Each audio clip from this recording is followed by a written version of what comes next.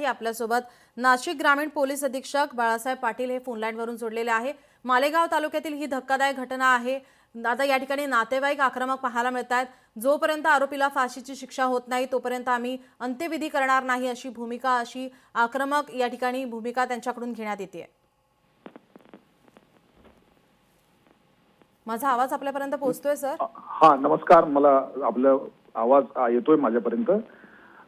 खरोखरच ही घटना अतिशय गंभीर घटना आहे आणि त्याचं गांभीर्य पाहता आम्ही कालच्यापासून जे घटना आमच्यापर्यंत आल्यानंतर तात्काळ त्या ठिकाणी जाऊन संशयावरून आम्ही काही आरोपींना ताब्यात काल घेतलं। त्याचे इंट्रोगेशन केल्यानंतर त्यांनी त्या गुन्ह्याची कबुली दिलेली आहे।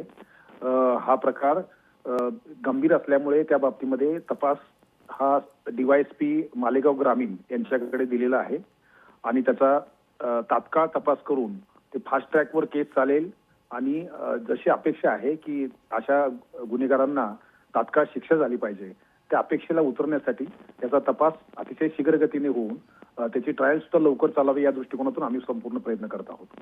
सर, ही नेमकी घटना कशी घडली त्या संदर्भात काय माहिती मिळाली आहे का? हा, बरोबर आहे।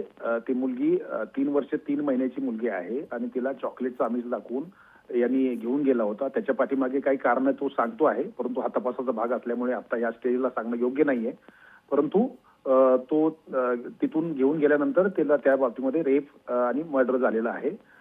याच्या बाबतीमध्ये त्यांनी काही संशयावरून त्याला ताब्यात घेतला होता। त्यांनी चॉकलेट देताना काही लोकांनी पाहिलं होतं आणि त्याच्या आधारावर त्याला आम्ही ताब्यात घेतलेला होता आणि त्यांनी त्या बाबतीमध्ये गुन्ह्याची कबुली वगैरे दिलेली आहे। जी, फास्ट ट्रॅक संदर्भात काही आदेश आलेत का आपल्यापर्यंत? नाही, आता हा गुन्ह्याचा तपास होईल। पहिल्यांदा तपास झाल्यानंतर त्याच्या प्रोसिजर आता तो कालच दाखल झालेला असल्यामुळे ते आज आणि उद्या त्या सगळ्या बाबी ज्या आहेत त्या चार्जशीट केल्यानंतर याच्या बाबतीमध्ये फास्ट ट्रॅक कोर्ट आणि इतर सर्व गोष्टी पुढे येतात। पण आता तपास हा अत्यंत महत्त्वाचा भाग आहे, त्याच्यामध्ये कुठलेही लॅकुना राहू नयेत या दृष्टिकोनातून आम्ही सर्वतोपरी प्रयत्न करत आहोत। जी, धन्यवाद आपण दिलेल्या या माहितीसाठी। लोकशाही मराठी ऐका, पहा, जागरूक रहा।